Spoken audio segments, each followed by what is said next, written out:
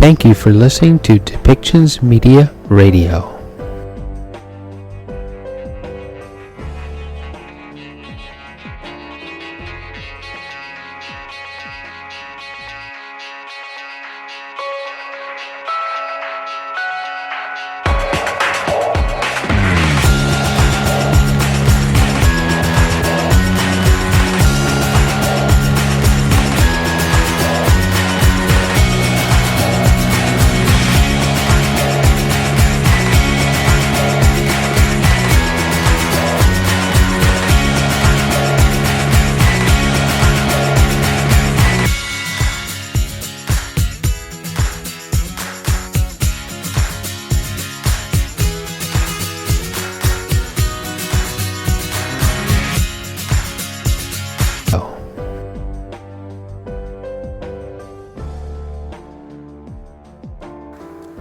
Good afternoon, everyone.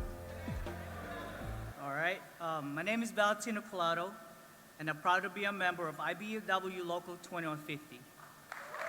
All right, yes, let's go. I'd worked at Ingeteam for 10 years, assembling and repairing America's growing fleet wind and turbine generators. It's hard to believe I'm standing here right now, man. Oh, I'm nervous, so nervous. Representing workforce that's helping build America's clean energy future.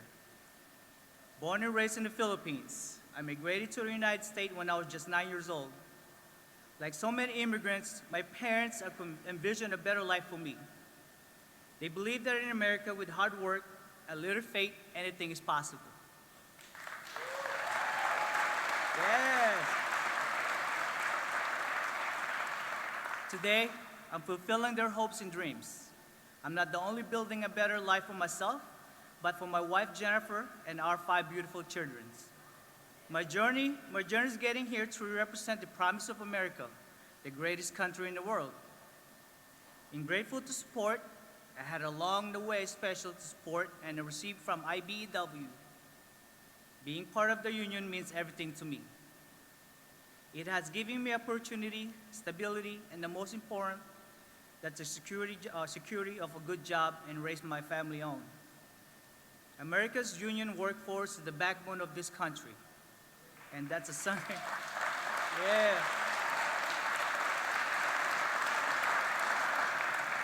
And that's something President Biden understands at his core. When it comes to creating jobs, rebuilding the middle class, and respecting the dignity of workers, Joe Biden has delivered the American people. He has delivered for me and my family and for so many families like mine. It's now my honor to introduce the most pro-union president in American history, a champion working people across this great nation, President Joe Biden.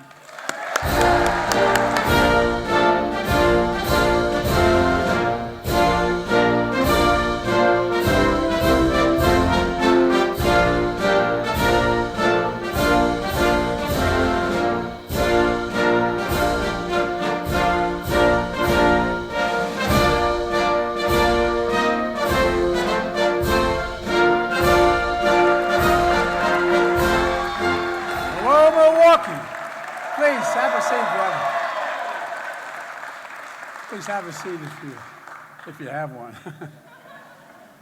I said that once early in my presidency, and there were no chairs. I couldn't see.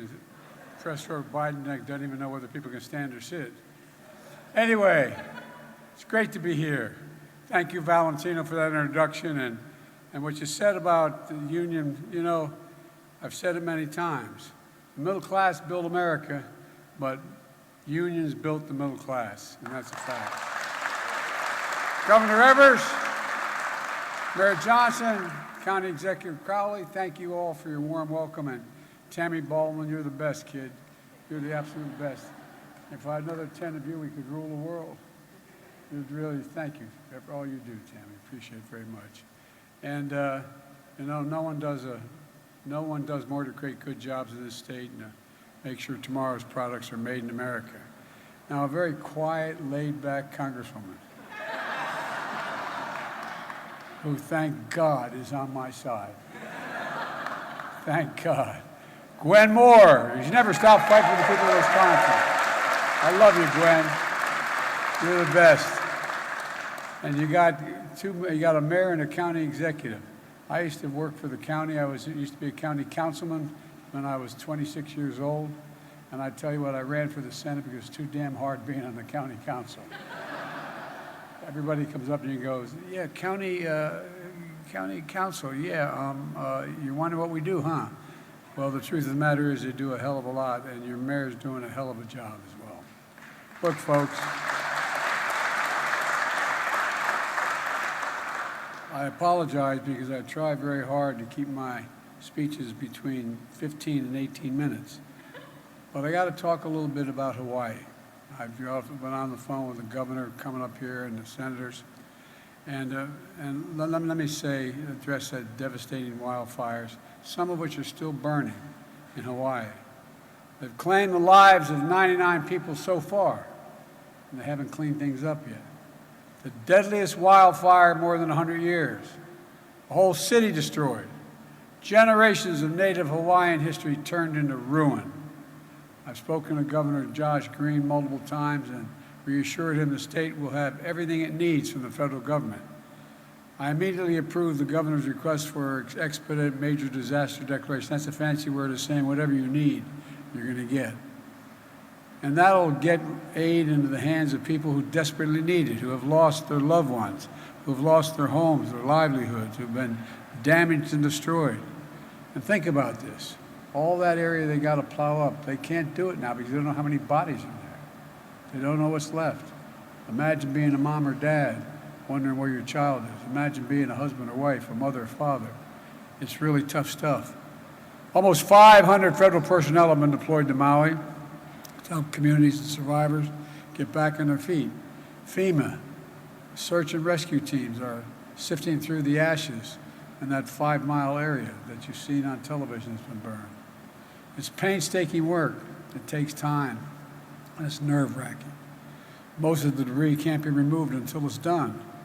My wife Jill and I are going to travel to Hawaii as soon as we can. That's what I've been talking to the governor about. I don't want to get in the way. I've been to too many disaster areas. But I want to go, make sure we got everything they need.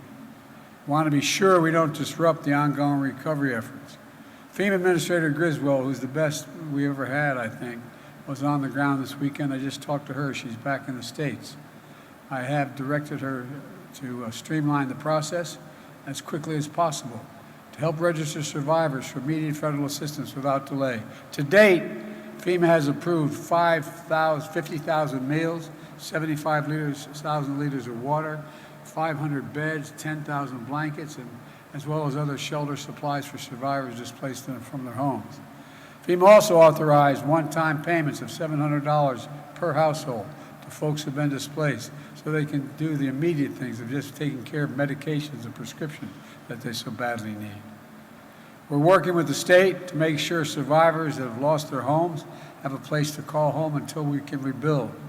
We're also surging federal personnel to the state to help the brave firefighters and first responders, many of whom lost their own homes, their properties, while they're out busting their neck to save other people. How many have been so impacted themselves, but they're still working around the clock to put the fires out, evacuate survivors to safety, and find the missing. I've ordered all available federal assets on the island to assist local crews, including the U.S. Coast Guard, the Navy 3rd Fleet, and the U.S. Army. In the immediate aftermath, the Coast Guard and Navy supported maritime searches and rescue operations. The Army helicopters help fire suppression and efforts on the Big Island because there's still some burning on the Big Island, not the one where you see on television all the time. FEMA has deployed more than 140 urban search and rescue personnel as well. And there's so many organizations to thank, like the American Red Cross, helping survivors, missing loved ones. Cell phone providers, making sure first responders can make and respond to emergency calls. Commercial airlines that have evacuated tens of thousands of people from the island. The list goes on. And the Small Business Administration has dozens of staff on the island and has begun making low-interest federal disaster loans available to Hawaii businesses, homeowners and renters, and nonprofits to help them begin to rebuild, just to get by for the immediate near term. We're going to coordinate, continue to coordinate relentlessly with the people on the ground to make sure the critical work continues. In the meantime, you always hear this phrase, and I've done so many disasters in my career, it's almost hollow. Our prayers, our thoughts and prayers with the people of Hawaii, but not just our prayers. Every asset they need, we'll be there for them. And we'll be there in Maui as long as it takes. As long as it takes. And I mean that sincerely. We're going to have more to report on this. But today, I come to Milwaukee to talk about what we're doing to bring manufacturing back home. It's about our progress, building an economy from the middle out and the bottom up, not the top down. You know, that trickle-down economics, not a whole lot landing on my dad's kitchen table. But when the middle works and the bottom has a shot up, the wealthy do very well. I'm a capitalist. If you make $1 billion, go make it. I mean it. Just pay a little more taxes than you're paying right now. 8% doesn't quite get it. But look, I came to office determined to move away from the trickle-down economics and to focus on the middle class. Because I said, when the middle class does well, everybody does well. Everybody does well. The Financial Times and the Wall Street Journal started calling my plan not initially as a compliment to Bidenomics. But guess what, folks? They're talking about it differently now. It's working. It's working. I'm serious. Because we're investing in America. According to Morgan Stanley and Goldman Sachs, my plan is leading to a boom. They call it a boom in manufacturing. And manufacturing investment, as you're seeing right here in this factory. Over 13.4 million new jobs. 150,000 new jobs in the state of Wisconsin.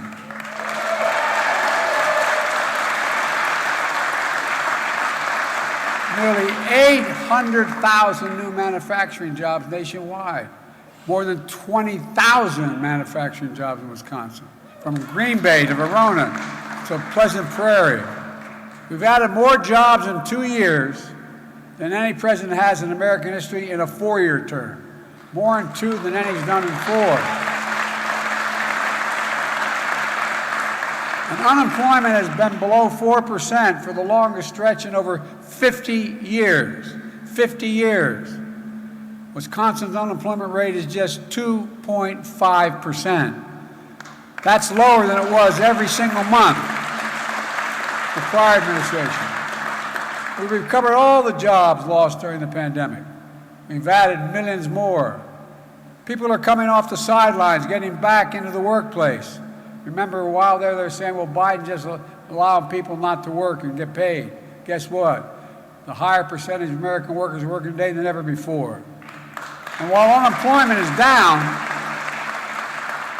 in case you haven't noticed, inflation is down too and it's going lower. Remember what the experts said, to get inflation under control, you needed lower wages and higher unemployment. Not a joke. Those of you economists know that's the economic mantra. To get inflation under control, fewer jobs, more unemployment, that's number one. And making sure that you don't have to deal with, that's what they say caused inflation. But I never thought the problem was too many people working or working people making too much money. And one reason we've seen inflation fall by 2/3 without losing jobs is that we're seeing corporate profits come back down to earth. You know, we have more to do with inflation now. It's just about 3% now. It's predicted to go lower than that. We're near the lowest point in over 2 years. And at the same time, we pay for low-wage workers has grown at the fastest rate in 2 decades. Wages are growing faster than inflation. Folks, that's Bidenomics. It's about growing an economy by strengthening the middle class.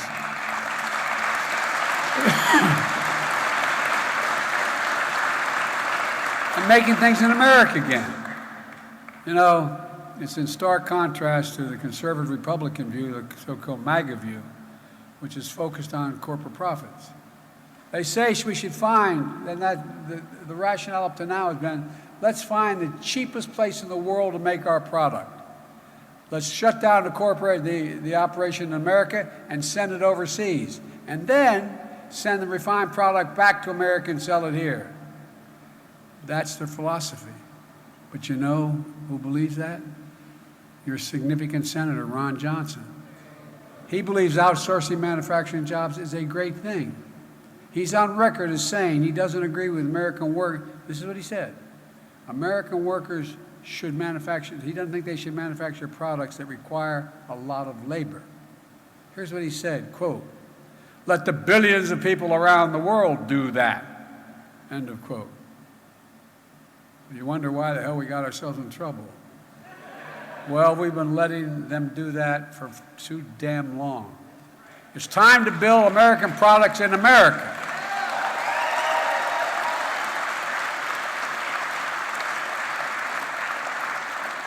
You can see how Ron Johnson's rationale and Omega rationale worked out. Between the year 2000 and January 2021, Wisconsin alone lost more than 136,000 manufacturing jobs alone. I'd like to see Senator Johnson talk to those 136,000 people and tell them it doesn't matter whether you manufacture things at home or overseas. Sure as hell does, man. Not only for those 136,000 people who lost their jobs, but for their families and the communities and the economic growth it generated here at home. Let's take a look at how the Johnson philosophy played out the real time in Wisconsin. Like in Kenosha, about 40 miles from here. There used to be a lot of people assembling automobiles there, making a direct living for their families, generating economic growth for Kenosha until American Motors plant closed in '88.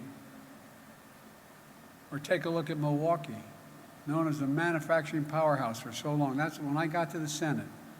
I've been around about 200 years. When I got to the Senate in 1973, Milwaukee was a manufacturing powerhouse. That's how it was referred to. Not a joke. Not a joke. I don't have to tell anyone in this audience how hard people here work. And all you've done to keep this city strong. Still, by early 2000, Milwaukee had lost around 2 out of 3 factory jobs. 80,000 jobs were gone. 80,000. When those jobs were lost, something else was lost as well. Pride, a sense of dignity. My dad, and I swear to God, this was an expression, used to have an expression. My dad was a high school educated guy who was well-read and worked like hell. He didn't have a chance to go to college. He used to say, "Joey," and this is the God's truth, "Joey, a job's about a lot more than a paycheck. It's about dignity. It's about respect. It's about being able to look your kid in the eye and say, 'Honey, it's going to be okay,' and mean it. That's what a job is about. That's what a job is about."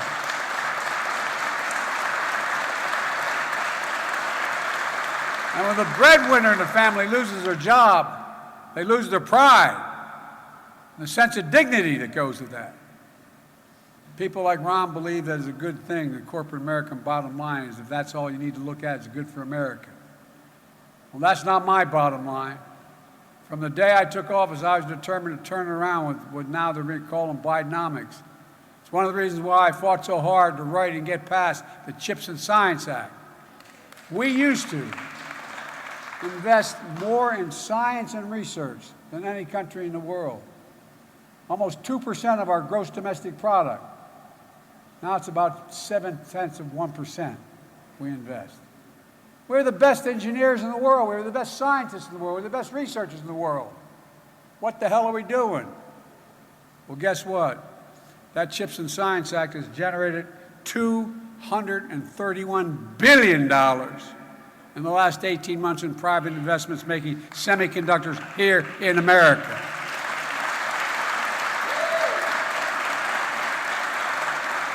By the way, we, the United States, invented those semiconductors.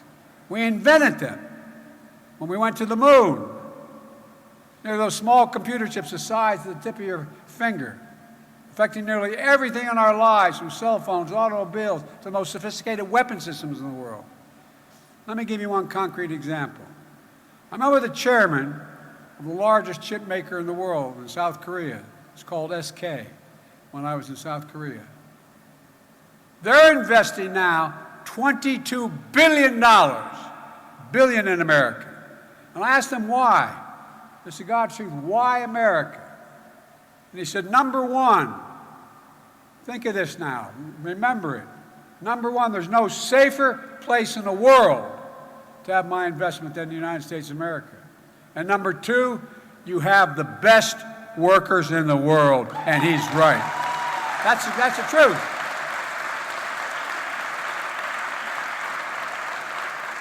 It's about time Ron Johnson's friend understood that. Look, folks, they think you want IBW. I wouldn't be standing here this time without you guys. But the IBW, they think, average American, they're not being mean or anything. They think, well, being an electrician, you say, I want to be an electrician. You get a card. 4 to 5 years of apprenticeship, hear me? Like going back to college, 4 to 5 years. You get paid, but not nearly what you get paid when you get your card. You got to talk more about what you do, what it takes to get it done. People aren't trying to be mean, they just don't know. But I'm sure in hell telling them. The bottom line is we invented chips here in America. We used to produce them here. We used to produce 40%, and now we're bringing them back home. Thankfully.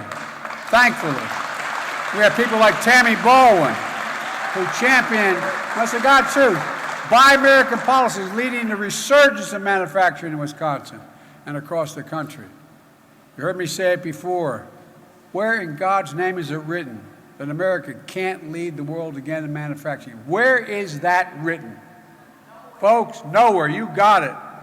Since I took office, we've attracted more than $1.5 trillion. Let me say it again.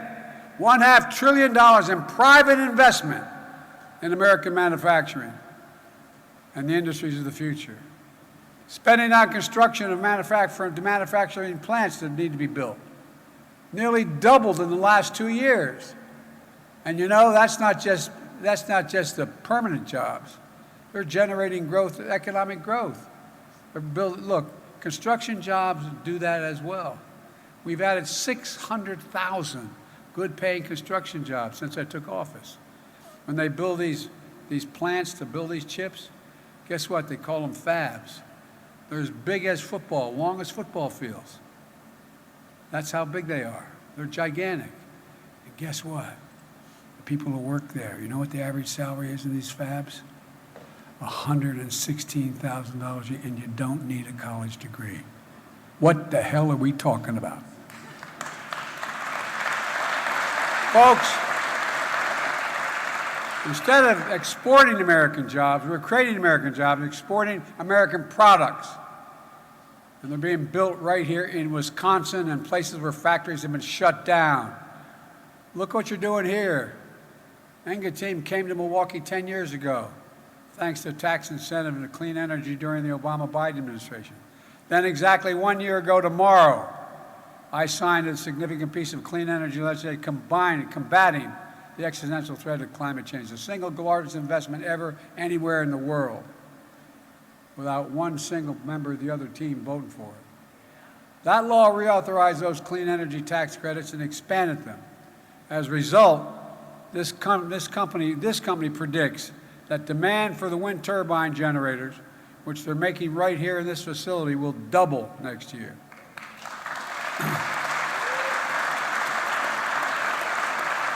And since I took office, the private sector has announced more than $3 billion in investments, not million, billion, in investments for wind energy manufacturing in America. And by the way, it's cheaper than fossil fuels, cheaper than fossil fuels. And that's not all. Until this year, this company didn't think it made sense to make chargers for electric vehicles in the United States. But then, when I signed the bipartisan infrastructure again, which Ron Johnson and his friends didn't vote, they all voted against, that law invests $7.5 billion to build a network of thousands of electric vehicle chargers stretching across the country, including on I-94. By the way, over 500,000 of these charging stations. That's real jobs. That's real money. And by the way, my grandpa Biden, died very young. Died in the hospital I was born in 6 days before I was there, before I was born. He worked for the American Oil Company. His job was to go from town to town, expanding the American Oil Company, building new gas stations. People didn't know where they wanted a couple thousand gallons of gasoline under the ground where they are. What happens when you build a gas station? You end up with something like a 7-Eleven or a donut shop or a drugstore around it. It generates economic growth. We're going to be building these facilities all across America so you can plug in and go the width of the country. That way you can travel coast to coast without worrying about running out of power. Every single one of these chargers must be installed by workers certified by the IBEW plant. Every one. That was the condition. Every one. And every single one must be made in America.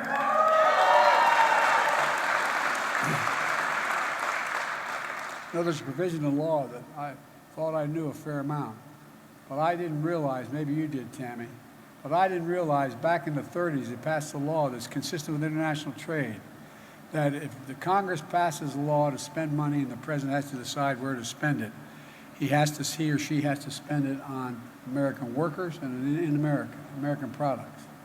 Well, most presidents, including Democrats, didn't pay a lot of attention to that. But I did. And so now, to use a non-American product, you've got to have a real good reason to prove to me you can, in fact, get it from an American product. Look, folks, this company concluded that it was an opportunity for them as well. And now they're making fast-charging EV chargers here in America, right in Wisconsin.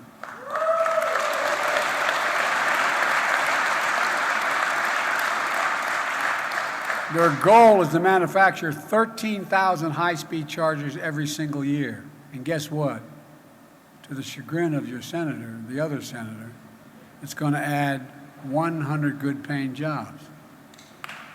Folks, this is happening across the state. It's a direct result of those clean energy investments I signed into law a year ago. Folks, as I've said for a long time, when I think climate, I think jobs. Not a joke. When I think climate, I think jobs. That's the future. By the way, Texas, the state of Texas, a very enlightened governor, the state of Texas has the significant highest number of wind and solar facilities, I think, of any state in the nation. And it's cheaper than fossil fuel. He wants to shut them down. Isn't that enlightened? Like the 12 solar energy products and Alon Energy is building across Wisconsin, creating more than 2,000 jobs, local construction jobs. Most of them union jobs, and in the process of serving customers in Wisconsin, saving them more than $1.6 billion in energy costs. These are facts, not fiction. And back to Kenosha, which was hit hard by the American Motors when it closed. Now, Paris Solar has broken ground on the state's first large-scale solar and battery storage project in Kenosha County. It's creating 300 good-paying construction jobs. 300. And just today, the company Siemens announced that because of that law I signed and the significant investment we're making in clean energy, they're going to begin manufacturing solar inverters here in Wisconsin. And by the way, American people are going to be learning, no matter how well educated, you're going to be learning a lot, because I bet most people don't know what a solar inverter is. It converts solar energy from the sun into electricity. Kind of a novel idea, isn't it? How many times do you ever think in those days when you had those real big bills in the winter and a hot day came, well, why couldn't we capture all this? Guess what? They're going to be doing a piece of that. Sunlight shines down and the inverter turns into electricity. And they're going to build them just outside of Kenosha. Don't tell me Americans can't innovate. Don't tell me that.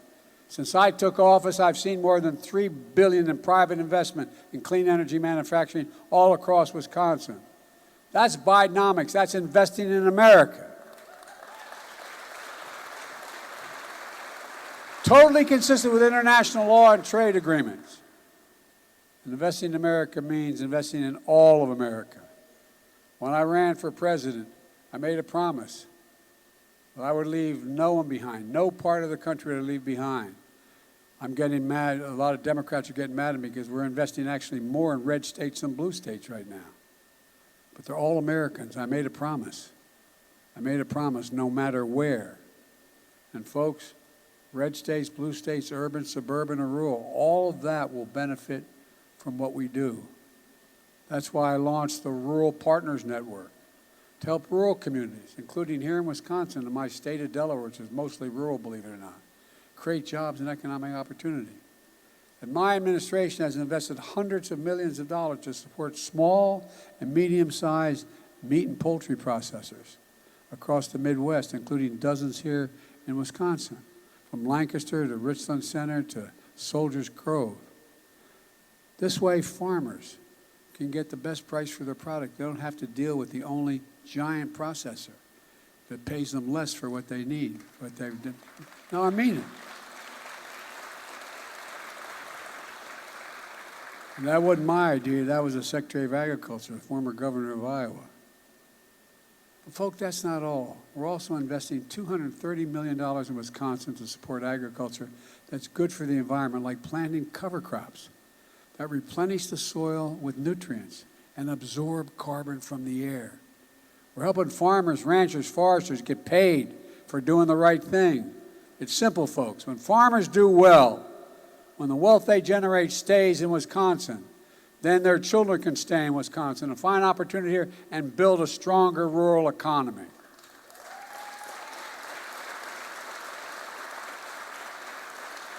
Investing in America also means rebuilding our infrastructure. The governor talked about how many bridges and roads. I mean, it's amazing. And it's not even been a year yet. It's just been about a year. You know, the last guy talked about infrastructure month. We got infrastructure decade, baby. 10 years. Oh, think I'm kidding. They never had 1 month. I'm joking. I'm not joking. And by the way, a number of my Republican friends voted against this infrastructure bill, including your distinguished other senator. You know, we used to be #1 in the world in infrastructure.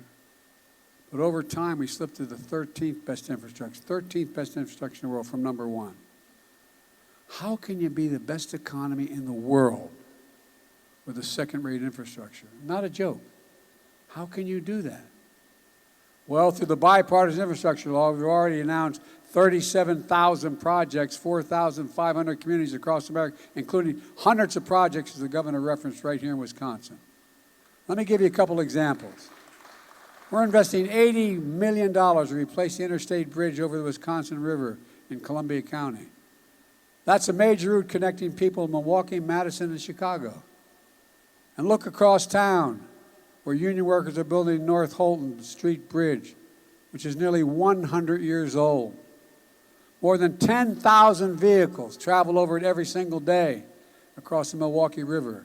It's dangerous, and this reconstruction is long overdue. A lot of you were with me when I was in Pittsburgh. By the way, Pittsburgh is a city of bridges, more bridges in Pittsburgh than any other city in America. I watched that bridge collapse. I got there and saw it collapse with over 200 feet off the ground, going over a valley. It collapsed. Thank God school was out during the pandemic. Imagine all the people would have died. And they knew for years they had to do something. We're talking hundreds of millions of dollars to rebuild it. You know, I know everybody kids me because I'm an Amtrak guy. I like rail. Well, I've traveled over 1,280,000 miles on Amtrak. I know you think that's nuts. I do too, but the reason for that is when I got elected, I was 29 years old. I was in an office hiring staff, and I got a phone call saying my wife and daughter were dead and my 2 boys were not likely to live. Tractor trailer broadsided and killed them. And I didn't want to stay in Washington. So I said, a lot of really good senators, including a couple good Republican friends, became friends. Said, just come and stay 6 months, help us organize. Hell, we had 58 Democratic senators already and a Democratic governor. I didn't know any better. But I stayed. And I started to commute every day. because having been listed as the poorest man in the Congress for 36 years, true, my wife called me one day and says, "Did you read the paper today?" And I was up campaigning for a guy named Pat Leahy in Vermont. I said, "No, honey, I didn't see the Wilmington paper." He said, "Headline, above the fold." Only a politician's wife would say that. "Biden, poorest man in Congress. Is that true?" Like I was cheating on her or something. But I was. And I couldn't afford a house in Washington, and I couldn't afford a house in Delaware. If I sold my house in Delaware, I'd lose an election. So I started a commute. It's only 300 miles a day, but it still takes me an average of 4 hours beginning to end. And so what happened was when you travel as vice president on Air Force planes, they keep a precise number of miles you travel. And I guess it was in my 7th year or 6th year as vice president, there was a headline in the New York paper saying, "Biden travels almost 1,200,000 miles on Air Force planes, 1,200,000 or whatever." I'm getting on the train one day. The Secret Service are the best in the world. They don't like me traveling the train because there are too many opportunities for people to do bad things on trains. And so I'm getting on a train to go home and see my mom, who was sick and in hospice at my home. And this guy, I won't mention his name because I will get him in trouble, but one of the senior guys in Amtrak who I rode with all the time comes up and goes, "Joey, baby," grabs my cheek. Swear to God, I thought you were going to shoot him. And I said, no. I said, "What's the matter, Angie?" He said, I read this thing about over 1 million miles on Air Force planes. He said, "Hell, you know how many miles you travel on Amtrak?" I said, "No, Angie, I don't know." He said, "We just had a retirement dinner up in Newark." He said, "You traveled average 117 days a year, round trip, 300 miles a day. 36 years, that's 1,285,000 miles. I don't want to hear any more about the Air Force." True story. I swear to God. I'm getting off point here. But anyway. But rail saves a lot. Electric rail saves a lot of energy in the environment. Thanks to infrastructure law, we're providing $23 million to upgrade, modernize Mitchell International Airport, which is going to increase economic activity in Milwaukee. We're also removing every single lead pipe in Wisconsin. Every single one. These lead pipes are dangerous. Some of you may remember, I had a guest at the last State of the Union when I was speaking, and a young woman named Deanna Branch. She's a Milwaukee mom. She had her 3-year-old son, Aiden, with her, who was hospitalized twice for lead poisoning because of lead pipes in her home. Well, guess what? We're removing every single lead pipe in Wisconsin out of the ground. That's a fact. The risk to everyone's health, especially our children's. And then over 250,000 homes and small businesses across Wisconsin don't have access to high-speed, affordable internet. No parent should have to sit outside of McDonald's when schools are closed to be able to get a McDonald's internet so the kid can do their homework. Not a joke. Well, guess what? They do it, but you don't have internet at home. That's why we're investing over $1 billion in every corner of this state, especially rural communities and family farms, with affordable high-speed internet, every single home. And folks, all our high-speed internet projects must use products and construction materials made in America. Look, folks, it's really kind of basic. We just decided to invest in America again. That's what it's all about. I want you to see exactly what we're making these investments across the country. If you want to know exactly where they are, you can go on the internet, go to invest.gov, put in your location and find out what's happening. Exactly what's happened or scheduled to happen. Folks, we've done all this without raising anybody's taxes, making under $400,000. My friends talk about the big spend in Biden. Well, guess what? I made a promise. I'll never raise federal tax on anyone making less than $400,000 a year. I kept my promise. And unlike the last president, in my first 2 years in office, even with all we've done, I'm the first one to cut the federal debt by $1.7 trillion. $1.7 trillion cut, because we generated the growth. Folks, every Republican voted against our clean energy investment, known as the Inflation Reduction Act. The vast majority voted against the bipartisan infrastructure law. But that didn't stop them from claiming credit for protecting health of our constituents that are getting rid of lead pipes or putting to work and building new roads and bridges. Look, I think the vast majority of my Republican colleagues in the Senate know better. We got to stop the partisanship. We got to stop this stuff. This legislation they oppose or attack is now the greatest thing to come to their states. You know, you have Marjorie Taylor Greene, you know, the very quiet lady from North Carolina, from Georgia. Well, she talked about what Biden's doing is what Roosevelt did, what Kennedy did. I thought, well, yeah. Well, look, folks, like I said, I made a commitment because I knew this was going to happen. I knew what would happen is the folks who voted against these things, and we barely passed them, sometimes by 1 or 2 votes, when it came to their states would claim credit. I want them to get credit. That's okay. It's okay, as long as they continue to support the things we're doing.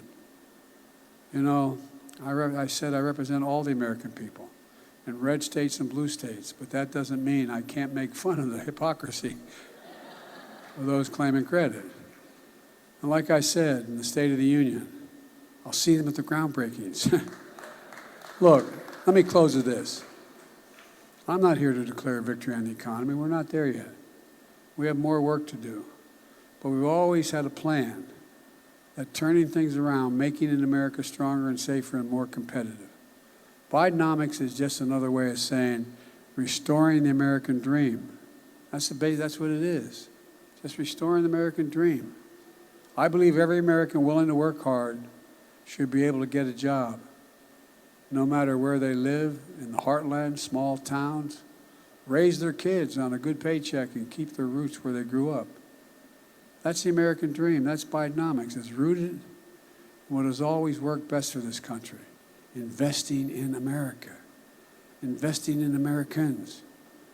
Because when we invest in our people, when we strengthen the middle class, we see stronger economic growth that benefits all Americans.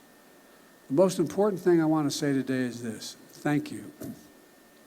Not thank for how you voted, but thank you to the people of Wisconsin. Thank you to the American people. We've faced some pretty tough times in recent years. The pandemic took over 1 million lives. How many empty chairs are there sitting there on dining room tables these days? Our neighbors, our friends, our fellow Americans, they're still living in pain and loss and isolation caused by the pandemic. It generated the most severe economic crisis since the Great Depression. Wasn't that long ago that 20 million people in America were out of work. But today, the American people, they didn't give up. Wisconsin didn't give up. Americans didn't give up. America didn't give up. And I've said it 1,000 times. There is no quit in America. There is no quit in America. Look how far we've come. Today is not hyperbole. We have the strongest economy in the world. And you're looking at me a little skeptical, but I promise you, check it out. The strongest economy in the world. The highest job satisfaction in 36 years. Our inflation rate has dropped to the lowest among major economic nations in the world. And if we keep it up, it's going to go lower, according to Monday. All I hear from my friends on the other side of the aisle is what's wrong with America. There's a lot wrong with America, like every country. They tell us America's failing, but they're wrong. Democrats, Republicans, independents, conservatives, liberals. I don't think they understand the average American. Whatever we set our mind to as a country, we've always accomplished. Name me one thing in American history where America stood together and said, we're going to solve that problem, we didn't do it. Name me one. Name me one. There's nothing beyond our capacity. America isn't failing. America is winning. And I'm proud of the historic legislation my administration has passed. They're the right steps not only to get our economy moving again, but to build to the future. But the real hero in this story is all of you, and I mean this from the bottom of my heart. People of Milwaukee, people of Wisconsin, the American people. Yes, my policy helped create a lot of these jobs and continue to grow, but you're the ones getting up every single day, walking out that door and doing the work. Yes, my policies have helped create some small businesses, created more than any time in history, but you're the ones who decided to borrow the money and take the risk in the middle of this concept. You took the risk to hire workers, fulfilling your dreams. I've long said it's never, ever, ever been a good bet to bet against America. Never, never, never. And it's not a good bet today. This is still a country that believes in honesty, decency, and integrity. The vast majority of Americans do. Our political leaders, sometimes in both parties, don't. We're still a country that believes in hard work. We're still a country that believes that each and every one of us is created equal. We're still a beacon to the world. That's because small towns and in rural America and suburbs, big cities all across the country, every ordinary person, all ordinary people, do the most extraordinary things. Let me tell you, America's best days are ahead, not behind us. Not because of me, because of you. It isn't about the past, it's about the future. It's about each of us writing the next chapter in American history. I can honestly say I've never been more optimistic, and I mean this from the bottom of my heart. I've never been more optimistic about America's future, both domestic and foreign. We just have to remember who the hell we are.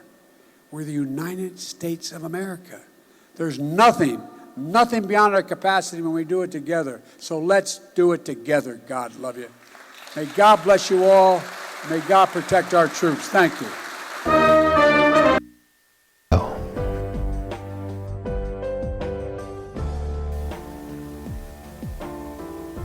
Holy moly, look at you guys. Hi, my name is Cameron. I'm a second-year apprentice with, redo. I'm a second-year apprentice with UA Local 32, working in HVAC, service technician with McKinstry. I didn't think I would be here today. I got this phone call yesterday saying I'd be seeing all you faces today, but I am so excited and I'm so happy that you guys are here to celebrate this with us today. And just to start off, there are so many things that I can't do in this speech to tell you how much I appreciate this, not a job, but a career pathway that I chose. And I have my dad to thank for all of it. So when I was in high school, I did a program called Running Start. And it's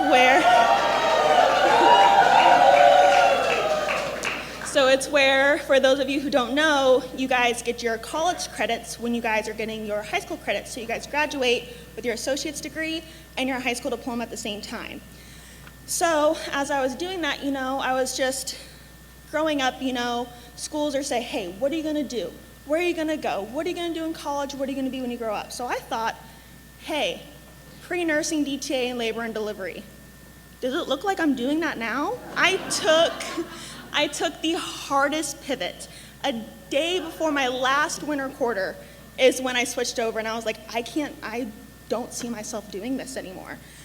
And growing up, I was my dad's shadow. If you saw my dad, I wasn't too far behind him. And any project that we did together, if it was hands-on, cars, home improvement, I was always there with him. And so after the 2008 recession hit, him being a heavy equipment operator, there wasn't a whole lot of work. So he took up Bates Technical College for HVAC. And again, like I said earlier, me being his shadow, guess what I was doing Saturday mornings? I was going to school with Dad. And what much can a 12-year-old do in a fab shop aside from engrave initials on tools and be the gopher? Go for this, go for that, go for this. And what he did, and hearing him come home from work and talking about his day, just really inspired me to where if he can do it, I can do it. And so as a woman in the trades, I do as much as I can to advocate for kids who just don't know what they want to do. Or maybe those who are halfway through their careers and they're like, man, I just don't like it anymore.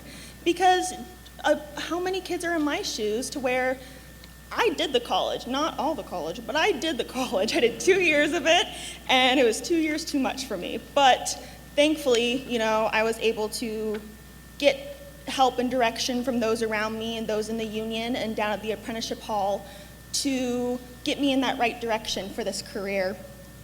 And it's so rewarding. It's hard to explain, without you guys being out there with me, but it's rewarding every day because I get an opportunity to work with such skilled technicians out in the field that offer nothing but support and want to see you succeed.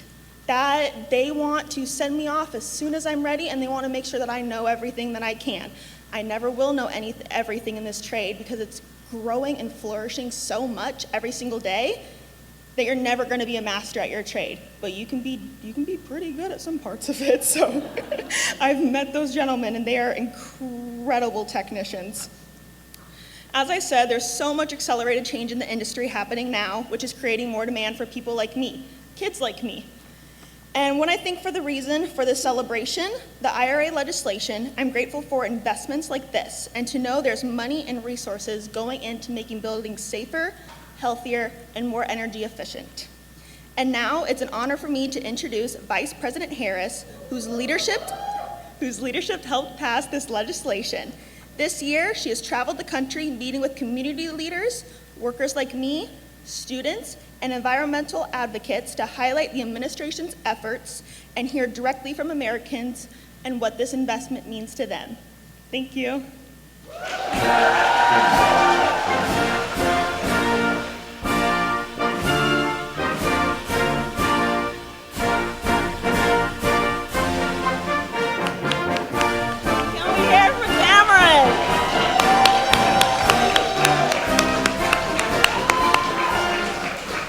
Cameron, you're not your dad's shadow anymore.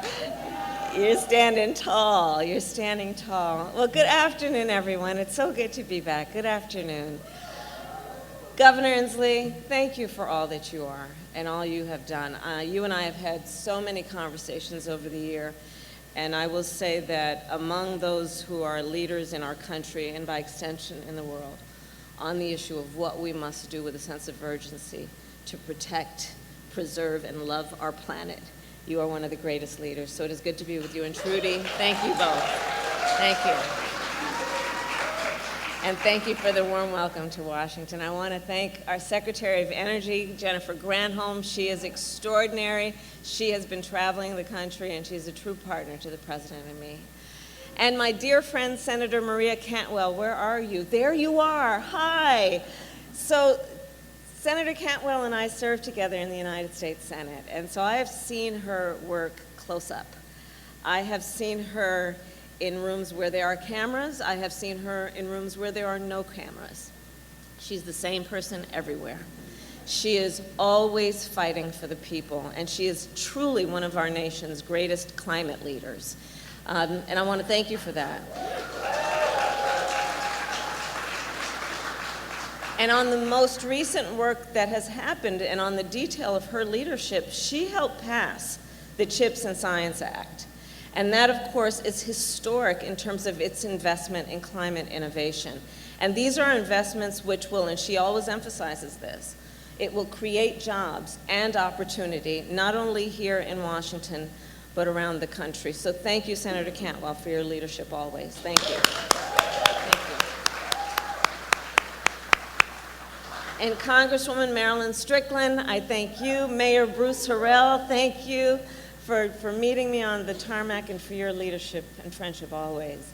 And to all the activists, organizers, and young leaders here today, it is because of you and your partnership and the enthusiasm and the passion that you bring to this work that President Biden and I are taking on one of the most urgent issues of our time. And of course, that is the climate crisis. Every day around the world, the impact of the climate crisis is stark, and it is vivid. We are seeing it in real time. Here, of course, in Washington state, you have endured deadly heat waves and devastating wildfires. And across our nation, we see communities choked by drought, washed out by flood, and decimated by hurricanes. And of course, we are all praying for the people of Maui. Far too many lives lost. Far too many lives lost. Homes lost, businesses lost, livelihoods lost. And of course, we have to recognize and pay special attention to the Native Hawaiian community, which has seen some of their most sacred cultural sites destroyed. And so I will say that President Biden and I will continue to do all that we can to help the people of Hawaii, and both in terms of what they need now, but what they need in terms of recovery and what they will need to rebuild. So all of that to say, it is clear the clock is not just ticking, it is banging. And that is why 1 year ago, President Biden and I made the largest climate investment in America's history.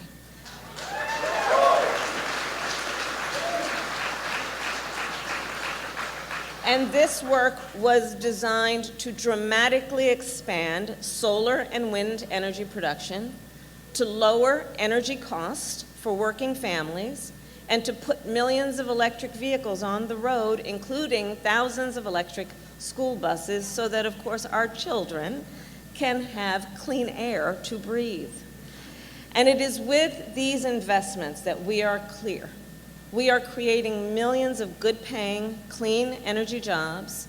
We are rebuilding America's manufacturing, and we are driving American innovation, something this state knows so well. In total, President Biden and I have committed nearly $1 trillion to build a thriving, clean energy economy for America. And I have seen, and Cameron mentioned this, I have seen our progress firsthand. I've been traveling our country, and for example, in April, I was in Dalton, Georgia. And so Dalton, Georgia is a factory town about 2 hours north of Atlanta, where for generations, good, stable manufacturing jobs supported thousands of working families.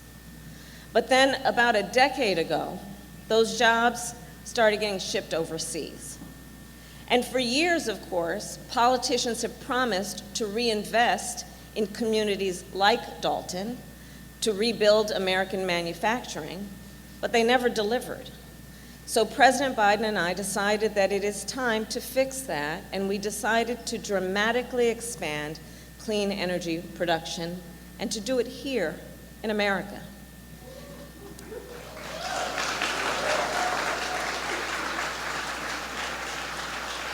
And so on the story of Dalton, on this year alone, already we have created 2,500 new solar panel manufacturing jobs that have opened up in Dalton. And across the country, we have created more than 175,000 new clean energy jobs.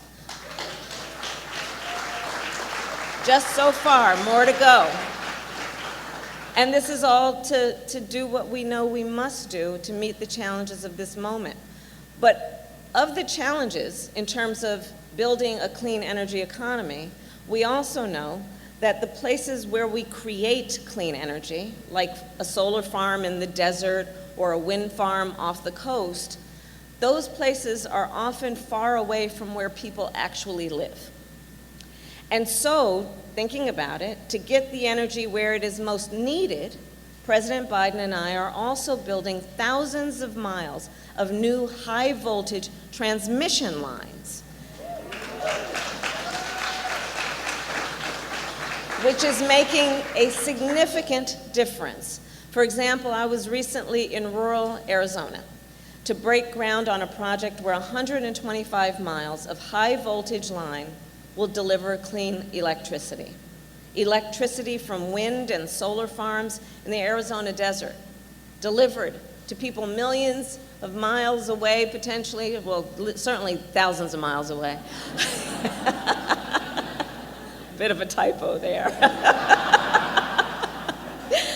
But delivered to millions of people in faraway places like Phoenix and Los Angeles and San Diego. And that electricity will not only be cleaner, it will also be cheaper. And so think about that. That means more money for working families, to buy groceries, to invest in home repairs, to be able to afford a vacation from time to time.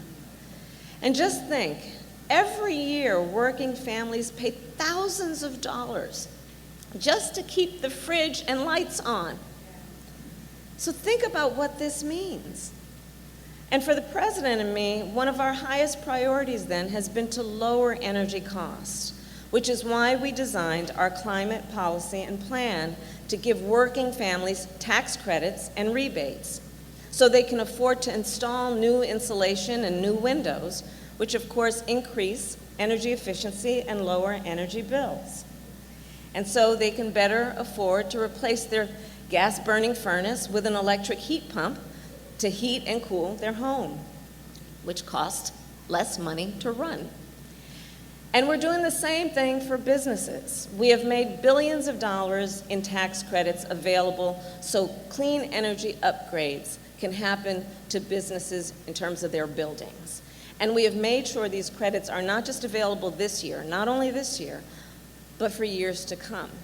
Because we know that for companies like this one, what we know is that when we increase the demand for solar panels and clean energy technology, we want to make sure that there is a consistent demand and it is predictable so that businesses have the confidence to invest in this new approach to doing work and building our economy. Consistency is something businesses need and want, and that is part of the intention of the design of our policy to give them that.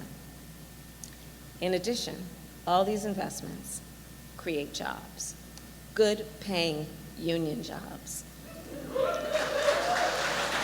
Yep.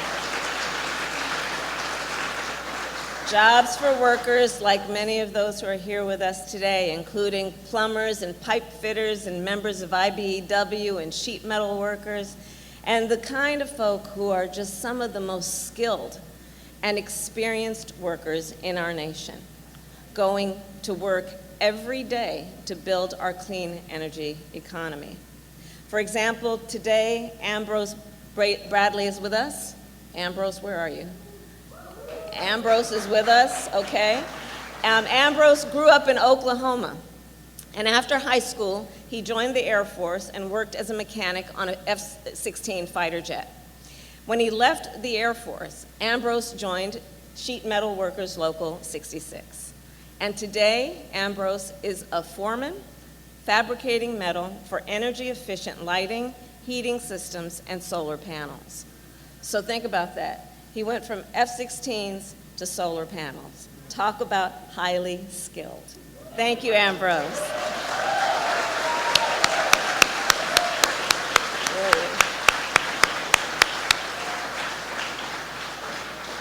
So all of this is to say, together we are building a clean energy economy, and through all our work, President Biden and I are building an economy that works for working people. And that, my friends, is called Bidenomics. And Bidenomics is working. Since we took office, President Biden and I have created more than 13 million new jobs, including nearly 400,000 jobs right here in Washington State. Today, the unemployment rate is near the lowest it has been in over half a century. Inflation is down and wages are up. And just last week, President Biden and I announced that we are giving more than 1 million workers on federal contracts a raise. Long overdue. Davis-Bacon, long overdue. Because the workers building our clean energy economy, and all workers, deserve to be paid fairly. And for the value and the dignity of their work. So I'm going to close with this. So in my travels as Vice President, I have met with hundreds of young climate leaders among the many leaders I have met. I've met with college students in Michigan, climate justice activists in Miami, Native leaders in Arizona, and high school students in Denver. And I will tell you, these young leaders are guiding our nation in our climate fight. And as they have told me, their work is driven by their hope and their determination. Hope because they know we still have time to make a difference. And their determination is the determination to correct the course. So let us all share in their conviction, in their hope, in their determination. And let us continue to work to build a cleaner, healthier, and more prosperous future for everyone. And let us do so with optimism, because while we have more to do, with your partnership, the President and I have shown just how much we can accomplish together. May God bless you, and may God bless the United States of America. Thank you.